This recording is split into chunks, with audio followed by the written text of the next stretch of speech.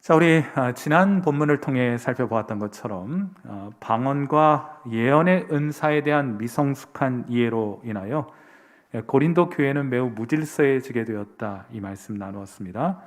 그러므로 바울은 방언은 통역을 할 수 있는 사람이 있지 않으면 공적인 자리에서는 하지 말아야 하고, 또 예언은 그것이 성령으로부터 주어진 것인지 혹은 성경에 부합한 것인지 엄격하게 분별되어야 한다고 명한 바 있습니다. 그리고 이렇게 품위 있고 질서 있게 은사가 사용될 때 비로소 은사는 아름답고 교회에 유익한 것이 된다 하는 가르침을 우리가 지난 본문을 통해서 확인한 바 있습니다. 자, 이제 고린도 전서의 끝이 보입니다. 이제 15장 그리고 16장이면 고린도 전서를 마치게 되는데, 사도 바울은 오늘 마지막으로 많은 지면을 할애하여서 이 부활에 관한 가르침을 고린도 교인들에게 전하게 됩니다. 이 주제에 대한 고린도 교인들의 이해가 매우 미성숙했기 때문이었습니다. 성숙을 도모하라 하는 마음으로 부활에 관한 메시지를 다시 한번 전하게 되죠. 제가 오늘 여러분과 함께 나누게 될 설교는 세 가지 요점을 가지고 있습니다. 그 첫 번째 요점은 부활은 기독교 진리의 핵심이다 하는 것이 첫 번째 요점입니다. 먼저 고린도전서 15장 2절 말씀을 보겠습니다. 너희가 만일 내가 전한 그 말을 굳게 지키고 헛되이 믿지 아니하였으면 그로 말미암아 구원을 받게 될 것이라. 사랑하는 성도 여러분, 사람은 행위로 구원받지 못합니다. 여전히 그렇게 알고 있는 분들이 계세요. 오늘이 이 땅에서의 마지막 날이 된다면 오늘 저녁 눈을 감으시게 되고 하나님 앞에 서시게 될 때 천국에 들어가실 수 있는 확신이 있으십니까? 그러면 10명 중에 3명은 통계에 따르면 제가 아직 더 착한 일을 많이 해야죠 하는 생각 가지고 있는 사람들이 있다고 합니다. 사랑하는 성도 여러분, 행위로는 구원받지 못합니다. 선행이 불필요하다, 쓸모없다 하고 드리는 말씀이 아니라 그것으로는 충분하지 않다는 말씀을 드리는 것이에요. 우리가 생각하는 수준의 선행으로는 구원받을 수 없습니다. 그렇게 하여 구원받는 사람은 이 세상에 단 한 사람도 존재하지 않습니다. 자, 그러면 우리는 어떻게 구원을 받을 수 있습니까? 우리가 선을 행함으로 구원을 받을 수 없다는 것을 아시고 하나님께서는 또 다른 구원의 길을 마련해 놓으셨습니다. 행위가 아니라 믿음으로 구원을 받는 길을 마련해 놓으신 거예요. 자, 그렇다면 우리의 구원이 우리의 믿음에 달린 것이라고 한다면 도대체 우리는 무엇을 믿어야 하는 것인가? 여러분, 이 질문이 정말 중요한 질문 아니겠습니까? 여러분은 무엇을 믿어 구원에 이를 수 있게 된다고 알고 계십니까? 자, 오늘 본문 고린도전서 15장 3절 말씀을 한번 보도록 하죠. 내가 받은 것을 먼저 너희에게 전하였노니 이는 성경대로 그리스도께서 우리 죄를 위하여 죽으시고 하고 선언합니다. 자, 우리 믿음의 내용을 소개하기 전에 먼저 좀 언급해야 될 것이 있습니다. 여기 내가 받은 것을 너희에게 전했다라고 사도 바울이 말하고 있는데 우리말 성경에는 잘 드러나 있지는 않은데 여기 사용된 이 받은 것을 전했다라는 표현은 매우 테크니컬한 전문적인 용어입니다. 언제 사용하는 것이냐? 여러분, 기술을 가진 장인이 자신만의 기술을 제자에게 전수하게 될 때 사용하는 전문적인 용어예요. 내가 받은 것을, 내가 스승으로부터 받은 것을 내가 제자에게 전한다 할 때 사용하는 단어가 여기 받은 것 그리고 전하는 것이라고 해요. 헬라어로는 파라람바노 파라디도미라는 아주 전문적인 용어가 사용이 되었습니다. 핵심은 무엇이냐? 변형하지 않고 다음 사람에게 그대로 건네주는 것이 핵심이에요. 사도 바울도 복음을 그렇게 건네받았습니다. 그리스도로부터 받은 그 복음, 나 거기에 무엇을 더하거나 빼지 않고 고스란히 너희에게 전한 바 있지 않느냐 하고 말하는 것입니다. 중요한 것은 더하거나 빼지 않고 원본의 순수성을 그대로 보존하는 것이 핵심이 되는 거예요. 저와 여러분이 받은 복음, 그리스도께서 바울을 통해 또 다른 제자들에게 전하여진 바 되었고 우리에게까지 전해진 것이 바로 저와 여러분이 알고 있는 복음이에요. 그 복음이 원형의 복음과 정확하게 일치하는지 날마다 점검해야 되지 않겠습니까? 스페인의 한 개인 예술품 수집가가 17세기 스페인 바로크 회화의 거장이었던 바르톨로메 무리오라는 사람의 작품을 소장하였어요. 성모잉태라는 작품입니다. 그런데 이게 시간이 오래되고 보관을 잘 못해가지고 많이 낡게 되었어요. 그래서 이 개인 소장자는 이 그림을 복원하기로 했습니다. 그런데 그만 돈을 아낀다고 이 그림을 회화 복원 전문가에게 맡긴 것이 아니라 가구 복원 전문가에게 이 그림을 맡기게 됩니다. 우리 돈 165만 원 주고 이 그림을 복원해 주십시오라고 부탁을 했어요. 그 결과가 어땠을까? 1차로 복원된 작품에는 아리따웠던 마리아의 얼굴이 가출한 사춘기 청소년의 얼굴로 변하고 말았습니다. 어이가 없는 일이 발생을 했죠. 이 그림을 받아본 수집가 대노하게 됩니다. 그리고 두 번째 다른 전문가에게 다시금 그림을 복원해 달라고 부탁을 했는데 두 번째 복원된 작품을 보고 그는 완전히 절망해버리고 말았어요. 이번엔 가출한 청소년 엄마의 얼굴쯤 돼 보이도록 마리아의 얼굴을 복원해 놓았기 때문입니다. 이 작품 아예 망쳐버렸어요. 명작을 가장 잘 보존하는 방법은 무엇입니까? 손대지 않는 거예요. 이 일에 있어서 바울은 탁월한 식견을 가졌습니다. 그는 하나님의 걸작품에 손대지 않기로 작정했습니다. 그가 받은 복음 그대로의 복음을 고린도 교인들에게 전하게 되었던 것이죠. 그 내용이 무엇이었을까? 하나님께서 바울에게 주셨던 그 원형의 복음, 그 복음의 내용이 무엇이었을까? 복음에는 두 개의 기둥이 있습니다. 그 하나는 그리스도께서 우리를 위하여 죽으셨다 하는 거예요. 다시 한번 고린도전서 15장 3절 말씀 이제 같이 한번 읽어보도록 하죠. 같이 읽습니다. 시작. 내가 받은 것을 먼저 너희에게 전하였노니 이는 성경대로 그리스도께서 우리 죄를 위하여 죽으셨다 하는 것이 첫 번째 복음의 기둥입니다. 헬라어 원어에서 이 현재 시제라는 것이 있는데 이 현재 시제라는 것은 뭐 현재란 말이 들어갔기 때문에 시간적으로 현재를 의미한다 그런 거 아니고 이제 이 헬라어를 처음 공부하는 분들은 이제 현재 시제 그러면 현재라 이렇게 알고 있는데 그렇지 않고 연속적인 동작을 의미할 때 사용하는 시제가 현재 시제라는 것이에요. 헬라어에는 부정 과거라고 일컬어지는 시제가 또한 있습니다. 이것은 과거의 시제, 과거를 시간적으로 강조하는 시제가 아니고 단회적인 동작을 강조할 때 이 시제를 사용하는 거예요. 자, 그런데 이 구절에서 그리스도께서 우리를 위해 죽으셨다 하고 말할 때 사도 바울은 단회적인 동작을 강조하는 부정 과거 시제를 바로 이 지점에 사용하게 됩니다. 무슨 말인가? 그리스도께서 우리 죄를 영원히 해결하셨다는 말입니다. 무엇을 통해서? 단 한 번의 죽으심을 통해서 우리의 죄를 완전히 그리고 영원히 해결하셨다는 말이에요. 사랑하는 성도 여러분, 저와 여러분의 죄의 문제는 십자가 위에서 이미 다 해결되었습니다. 다 끝나버린 것이에요.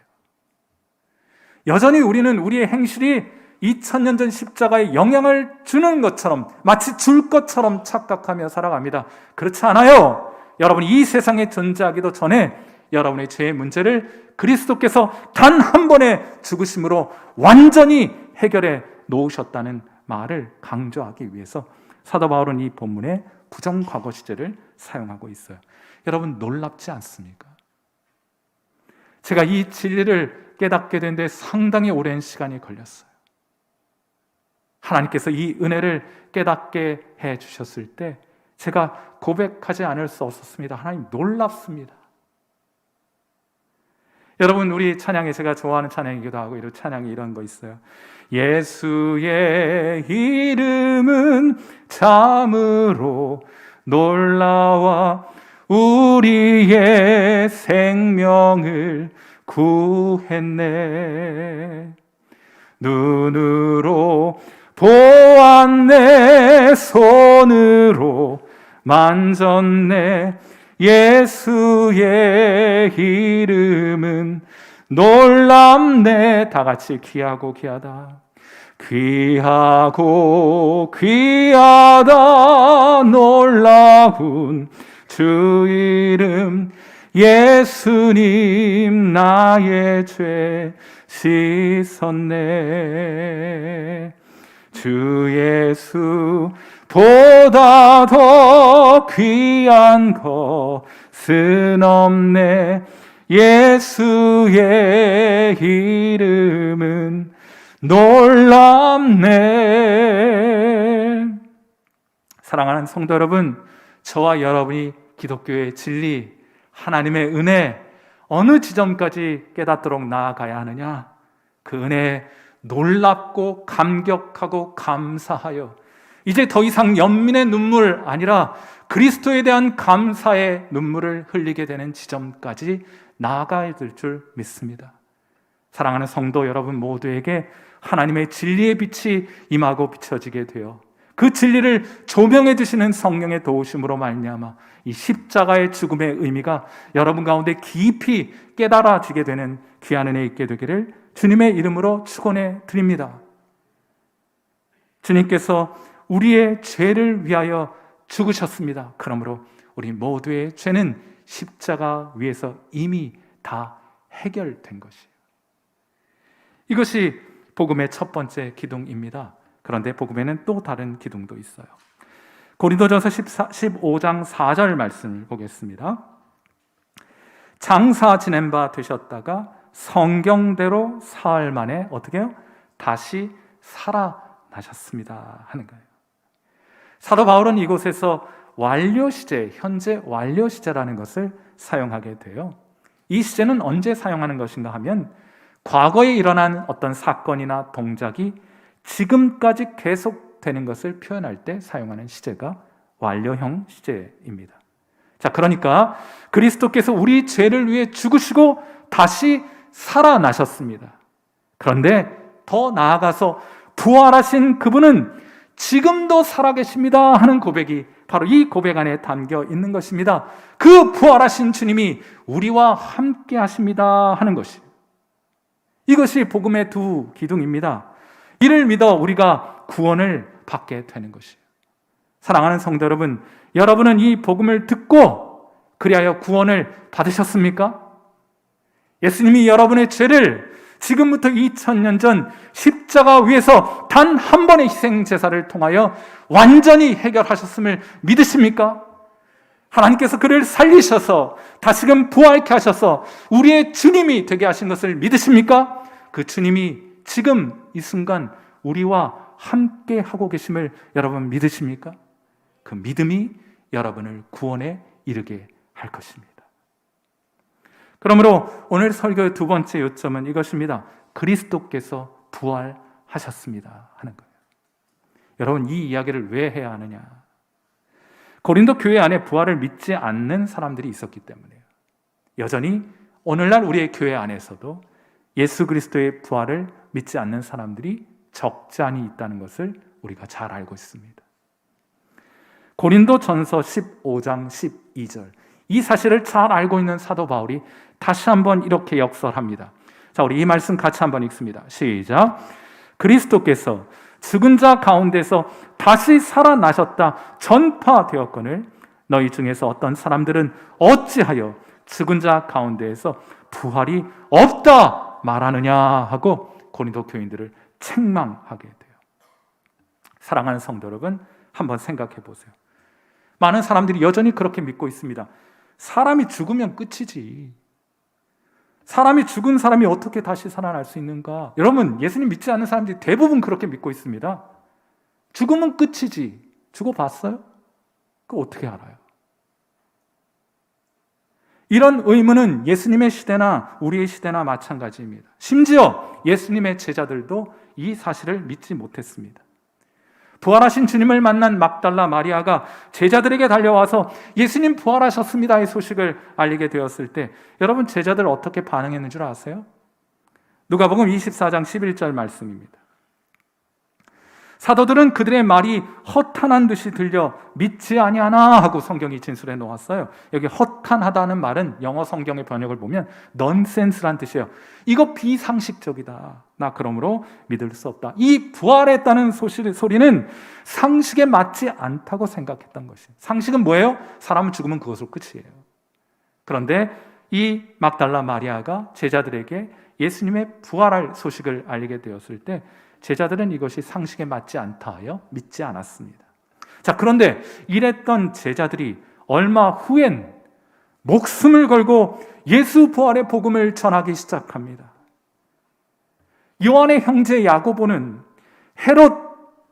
부활의 복음을 전하다가 헤롯 대왕의 칼에 죽임을 당하게 됩니다. 사도 요한 펄펄 끓는 물에 던져진 바 됩니다. 기적적으로 살아나서 밤모섬에 유배되는 일이 있지 않아요? 베드로 십자가에 죽을 때 거꾸로 달려 죽습니다. 마태 이디오피아에서 칼로 배임을 당해 죽습니다. 알페의 아들 야고보는 성전 꼭대기에서 떨어져요. 그래도 살아남으니까 곤봉으로 때려 죽였습니다. 빌립은 히에라볼리에서 기둥에 목이 달려 죽습니다. 바돌롬의 산채로 가죽이 벗겨집니다. 안드레 그 복음 전하다가 십자가에 달려 죽고, 도마는 동인도까지 가서 주의 부활 복음 전하다가 창에 찔려 죽습니다. 마띠아는 돌팔매질을 당한 후 목이 베었습니다. 마가는 알렉산드리아 시내에 말에 의해 비참하게 끌려다니다가 잔혹하게 죽임을 당하게 됩니다.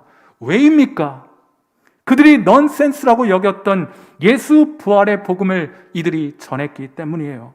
도대체 어떤 일이 이들에게 있었기에 비상식적이고 넌센스라고 여겼던 그 부활의 복음을 이들이 목숨 걸고 전하는 지경에까지 나아가게 됐다는 말입니까?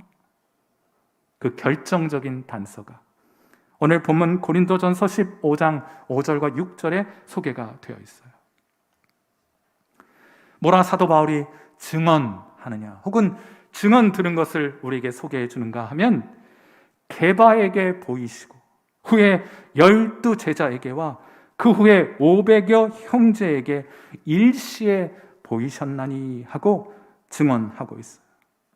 부활하신 그리스도께서 제자들에게 나타나 주셨던 것입니다. 다시 말해 제자들은 예수 부활의 목격자가 된 것입니다. 그래서 칼이 목에 들어와도 그 부활의 복음을 부인할 수가 없었던 것이요. 왜냐하면 그들이 모두 부활하신 주님을 눈으로 보았기 때문입니다. 부활하신 주님을 손으로 만져보았기 때문이에요. 그래서 더 이상 그들은 예수께서 부활하셨다는 사실을 부정하거나 부인할 수 없었던 것입니다.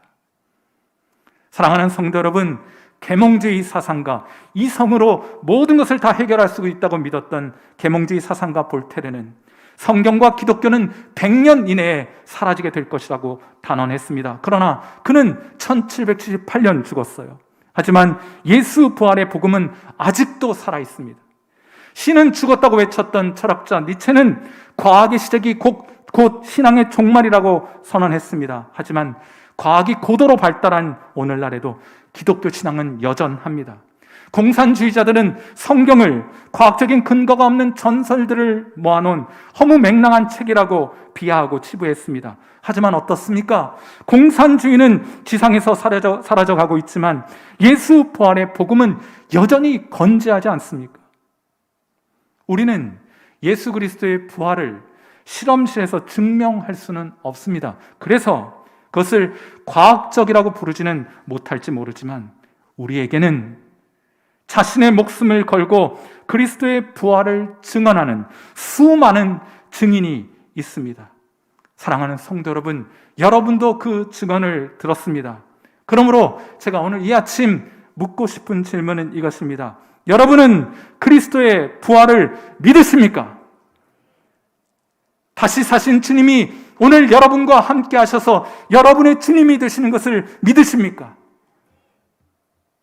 잘 하셨습니다. 그런데 제 질문은 조금 더 나아가고 싶어요. 도대체 여러분 어떻게 믿게 되셨습니까? 그 귀한 믿음 어디에서 생겼습니까? 예수님께서 이렇게 말씀하셨어요. 요한복음 20장 29절 제자들에게 이렇게 말씀하십니다. 예수께서 이르시되 너는 나를 본고로 믿느냐? 보지 못하고 믿는 자들은 복되도다 하고 말씀을 하셨어요. 여러분, 진짜 복이 뭐예요? 복 중에 복이 뭐예요? 돈 많이 벌게 된 것이 복입니까? 건강 장수 누리게 된 것이 복입니까? 물론 복이겠습니다. 그러나 복 중에 복은, 하나님이 주시는 참된 복은 믿음의 복인 줄 믿습니다.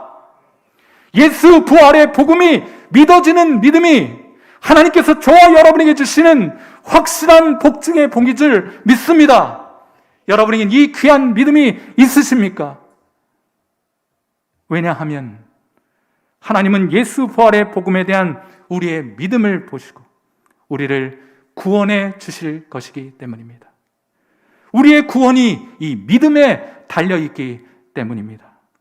다시 한번 여러분에게 묻겠습니다. 여러분은 예수께서 여러분을 위해 죽으시고 여러분을 위해 다시 사신 것을 믿으십니까? 그분이 여러분과 함께하고 계심을 믿으십니까? 그 귀한 믿음을 허락해 주신 하나님께 영광과 찬송을 올려드리는 귀한 성도 여러분 되시기를 주님의 이름으로 이 아침 축원해 드립니다. 자, 그러면 오늘 설교의 마지막 요점은 이것입니다. 왜 그리스도의 부활이 중요한가? 여러분도 그렇게 부활하게 될 것이기 때문입니다. 이것이 오늘 설교의 마지막 요점이에요. 이미 살펴본 것처럼 예수님께서는 우리 죄를 위해 죽으셨습니다. 대속의 제물, 희생의 제물이 되어주신 거예요. 하나님, 이 희생의 제물 보시고 우리의 죄, 이들의 죄를 용서해 주십시오 하며 자신의 생명을 들여 희생의 제사, 대속의 제사를 하나님 앞에 올려드린 것입니다. 자, 그런데 우리 너무 자연스럽게 생각하는데 사실 제사를 드렸다고 해서 혹은 제물을 하나님께 바쳤다고 해서 하나님이 그걸 다 받아주실 의무가 있는 것은 아니에요. 아모스서 5장 22절 말씀을 한번 보십시오. 너희가 내게 번제나 소제를 드릴지라도 나 받지 않겠다. 너희의 살찐 희생의 화목제도 내가 돌아보지 않을 것이다. 역겹다, 구역질 나니까 이런 거 더 이상 내게 가져오지 말라 말씀하신 거예요. 우리 착각합니다. 아무거나 드리면 하나님 받으신다고 착각하는데 그렇지 않아요. 아무 제물이나 하나님 받으시는 것 아닙니다. 하나님은 흠이 없는 제물을 받으세요. 인색함으로나 억지로 드리는 제물 받지 않으십니다. 자원함으로 기쁨으로 드리는 제물을 하나님께서 받으시는 거예요. 자, 그렇다면 우리의 질문은 이것입니다. 그리스도께서 우리를 위해 희생제사를, 대속의 제물을 하나님께 드리셨습니다. 자, 그렇다면 하나님은 그 제물을 받으셨겠습니까? 여러분 어떻게 생각하세요? 하나님 받으셨어요? 아멘. 하나님 받으셨습니다. 그걸 어떻게 알아요? 하나님께서 그리스도를 다시 살리신 것을 보면 알 수 있는 거예요. 부활은 하나님이 기뻐하시는 자들에게 주시는 가장 큰 선물이기 때문입니다. 하나님이 그리스도를 기뻐하셨어요. 그리스도가 드리신 대속의 제물을 하나님이 기쁘시게 받으신 것입니다. 그러므로 바울이 이렇게 말해요. 고린도전서 15장 17절 이렇게 말합니다. 그리스도께서 다시 살아나신 일이 없으면 너희의 믿음도 헛되고 뭐라고 말해요? 너희가 여전히 죄 가운데 있을 것이요. 왜요? 그리스도께서 드린 대속의 제사를 하나님이 거절하셨기 때문에 우리의 죄는 그대로 남아 있을 수밖에 없다. 이 말이죠. 함축된 논리는 무엇입니까? 그리스도께서 드리신 대속의 제사를 하나님께서 받으셨으니 이제 너희는 죄와 사망의 사슬에서 해방되었느니라 하는 거예요. 물론 사망은 너희를 죄인인 줄 알고 삼키겠으나 용서받은 죄인인 줄 모르고 삼켰으니 다시 너희를 토해내게 될 것이요 그리하여 너희도 그리스도와 마찬가지로 부활하여 다시 살게 될 것이라 하고 선언하고 선포하고 있는 것입니다. 사랑하는 성도 여러분, 그러므로 복음에 대한 이 믿음을 가진 사람들마다 이렇게 담대히 외칠 수 있습니다. 고린도전서 15장 54절과 55절 말씀 같이 한번 읽겠습니다. 시작. 이 썩을 것이 썩지 아니함을 입고 이 죽을 것이 죽지 아니함을 입을 때에는 사망을 삼키고 이기리라고 기록된 말씀이 이루어지리라. 사망아, 너의 승리가 어디 있느냐? 사망아, 내가 쏘는 것이 어디 있느냐? 하고 사망을 향하여 사자처럼 담대하게 외칠 수 있게 된다 하는 것이. 사랑하는 성도 여러분, 성도들도 죽습니다. 죽음은 아픈 것입니다. 슬픈 것입니다. 그런데 죽음은 성도들을 이길 수는 없어요. 그리스도께서 사망을 이기시고 부활하신 것처럼 우리도 사망을 이기고 다시 살게 될 것입니다. 더 이상 아픈 것이나 곡하는 것이나 죽음이 없는 부활의 영광스러운 몸으로 우리 다시 살게 될 것입니다. 성도는 이 소망 붙들고 살아가는 사람들입니다. 주님 주신 이 약속 믿음으로 붙들고 살아가는 사람들이에요. 우리가 주님과 함께 부활의 영광스러운 몸을 입고 주님과 함께 영원히 살아가게 될 것입니다. 빌 하이빌스의 목사님께서 쓰신 여러 책이 있는데 그 중에 사랑하면 전도합니다 하는 제목의 책이 있어요. 주님 사랑하면 전도하죠. 영혼들 사랑하면 전도하게 되어 있습니다. 자, 그런데 이 책에 보면 이 목사님이 신모하는 교회에 아주 평범한 그리스도인의 일화가 하나 소개가 되어 있어요. 데이브라는 한 평범한 교인의 간증이 이 책에 소개가 되어 있습니다. 그는 늘 마음속으로 전도에 대한 부담을 가지고 있어요. 여러분도 혹시 그런 부담 가지고 계시죠? 그게 무슨 뜻이에요? 여러분, 주님 사랑한다는 뜻이에요. 자, 아무튼 그런 부담을 가지고 있었는데 그의 이웃집 할아버지 댁에 그의 아들이, 할아버지의 아들이 이사를 왔다는 소식을 듣게 됩니다. 근데 알고 보니까 이 아들 40대 독신인데 근육계통에 생긴 악성 종양으로 이제 시한부 인생을 선고받고 얼마 남지 않은 시간 아버지의 도움을 받기 위해서 이사를 오게 된 것이에요. 시간이 지나갈수록 그의 상황은 점점 나빠져만 갔습니다. 그리고 급기야는 아마 그 암세포가 횡격막을 압박하는 지경에 이르렀던지 숨을 쉬는 것조차 어려워진 상황에 놓이게 되었고 결국에는 중환자실에 입원을 실려가게 되었어요. 그리고 돌아오는 목요일, 그러니까 오늘로 따지자면 돌아오는 목요일에 생명 유지 장치를 꺼야 될 상황이 되었다고 이야기를 듣습니다.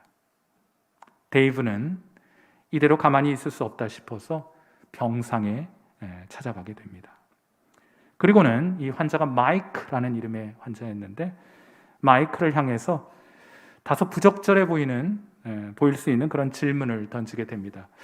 저도 목회자이기 때문에 이런 상황 자주 직면하게 되는데 병상에 가면요 할 말이 없어요. 뭐라 어떻게 말해야 될지 모르겠어요. 아마 데이브도 그런 상황이었던 것 같습니다. 그리고는 다소 부적절하게 들릴지 모르는 질문을 마이크에게 던집니다. 어떤 질문이었느냐? 무서우세요? 지금 어떤 상황인지 알고 계십니까? 마이크, 제가 질문 하나만 던져볼게요. 이 기계가, 이 생명유지 장치가 다 꺼지게 되면 천국에 갈 수 있을 것 같으세요? 하고 물었어요. 그러자 마이크는 들릴락 말락한 목소리로 대답합니다. 그럴 것 같아요. 그럴 것 같아요. 하고 말해요. 여러분, 전도자들은 보통 의뢰 이런 자리에 임하게 되면 확신을 가지고 병상에서 떠나기를 기대하게 돼요. 아, 이분에게 구원의 확신이 있구나. 이분 정말 예수님 잘 믿고 계시구나. 그런 확신 가지고 병상을 떠나고 싶은 마음 같습니다. 그런데 그럴 것 같아요 라는 답변을 듣고 데이브는 확신을 가지지 못했어요. 그러나 그는 그 다음에 무엇을 해야 할지 몰랐습니다. 그래서 결국 천국의 문제를 놓고 함께 기도하자고 제안을 하고 마이크도 그에 응하여 이들은 함께 기도합니다. 데이브는 마이크의 손을 잡고 한 문장 한 문장 기도를 했고, 기도가 마음에 와 닿을 때마다 마이크는 손을 지그시 잡아 아멘 하는 자신의 마음을 표현하게 되었습니다. 그리고 마이크가 예수님을 구세주로 믿고 영원한 천국에 가게 되어 감사합니다 라는 내용으로 기도하게 되었을 때 마이크는 더욱 힘껏 그리고 오래도록 지그시 데이브의 손을 꼭 쥐게 되었다고요. 여러분, 이건 참 감동입니다. 성도들과 함께 마지막 자리에서 기도할 때 그들을 구원하신 예수 그리스도의 은혜를 말하는 순간 제 손을 꼭 잡아주시는 성도들의 그 지긋하고 따뜻한 손길을 경험하는 것보다 더 큰 선물은, 성도들로부터 받는 선물은 없을 것이라고 생각해요. 아무튼 그렇게 기도를 마치고 헤어지게 되었을 때 데이브는 병상에 누워있는, 여전히 그 모습으로 누워있는 마이크를 향해 이렇게 말하게 됩니다. 제가 오늘 여러분들과 함께 좀 나누고 싶은 내용이 이런 거예요. 죽음에 대한 성도의 태도는 어떤 것이어야 하느냐. 그가 뭐라고 말하는가 하면 누워있는 마이크를 향해서 이렇게 말합니다. 천국에 갈 것이니까 안녕이라는 말은 하지 않을게요. 그냥 나중에 봐요. 천국에 가자마자 우리 아들 녀석과 함께 공놀이할 장소부터 좀 물색해 주세요. 알았죠, 마이크? 하고 묻습니다. 마이크는 고맙다는 말과 함께 환한 웃음을 지어 보이게 됩니다. 그것이 이 땅에서 보는 마이크의 마지막 모습이었어요. 그렇게 마이크는 세상을 떠났고 장례식에서 마이크의 아버지가 데이브에게 말합니다. 수요일 아침, 그러니까 생명 유지 장치를 끄기 하루 전에 아들이 커다란 종이 위에 무언가를 쓰더라고요. 당신과 함께 소중한 기도를 드렸다는 내용이었습니다. 도대체 무슨 기도를 드리신 거예요? 하고 그 노인이 데이브에게 묻습니다. 데이브는 그날 마이크와 함께 나누었던 말을 아버지에게 전한 후 이렇게 말해 주었습니다. 아드님은 확실하게 지금 천국에 있습니다. 하고 말해요. 사랑하는 성도 여러분, 저와 여러분도 언젠가는 죽음의 강을 건너게 될 것입니다. 하지만 우리에게는 그 죽음의 요단강 너머에서 우리를 반겨 맞이해 주실 주님이 계십니다. 부활하셔서 지금도 살아계신 주님이 우리를 팔 벌려 맞이해 주실 거예요. 그분이 우리에게 영광스러운 부활의 몸을 주시게 될 것입니다. 그때 우리는 다시는 아프지 않을 것입니다. 우리 중에 병상에 고통스럽게 하루하루를 견뎌 살아가는 성도들 있는 줄 압니다. 그때 우리는 다시 아프지 않는 몸을 주님으로부터 선물로 받게 될 것입니다. 우리의 눈에는 더 이상 눈물이 흐르지 않게 될 것입니다. 우리는 다시 죽지 않게 될 것입니다. 그러니 다시 한번 여러분의 믿음을 이 시간 새롭게 할 수 있는 귀한 은혜가 있게 되기를 바랍니다. 예수 부활의 믿음을 새롭게 하시는 성도 여러분 되시기를 바라고, 그 믿음 안에서 담대하며 기쁨으로 오늘을 견디어 살아가시는 귀한 은혜가 저와 여러분 모두에게 있게 되기를 주님의 이름으로 축원해 드립니다. 함께 기도하겠습니다. 자, 우리 반주 들으시면서 기도합니다. 예수 그리스도의 단 한 번의 죽음을 통하여 여러분의 죄는 이미 다 용서받았고 십자가 위에서 해결되었습니다. 예수님께서, 부활의 주님께서 우리와 함께 하시니 아직도 이에 대한 확신을 가지지 못한 분들이 계시거든 부활의 주님 저도 뵙고 믿음 가질 수 있도록 도와주시거나 아니면 그것이 믿어지는 은혜를 허락해 주시기를 위해 우리 시간 한 번 더 위하여 기도했으면 좋겠고, 마지막으로 부활을 소망하며 오늘 힘겨운 줄 압니다. 주님이 무엇보다 누구보다 잘 알고 계세요. 여러분이 그 힘겨움의 현장에 우리 주님 함께하고 계십니다. 주님이 우리에게 그 짐을 거두어 가주시기를 간절히 바라지만, 그러나 그 짐을 지고 주님을 따르는 것이 주님의 뜻이라면 그 짐 잘 감당할 수 있는 믿음과 소망과 능력을 하나님 제게 주셔서 오늘을 잘 견디어 갈 수 있도록 은혜 내려 주옵소서. 우리 시간으로 그렇게 함께 통성으로 하나님 앞에 기도하는 시간 갖겠습니다. 기도하겠습니다.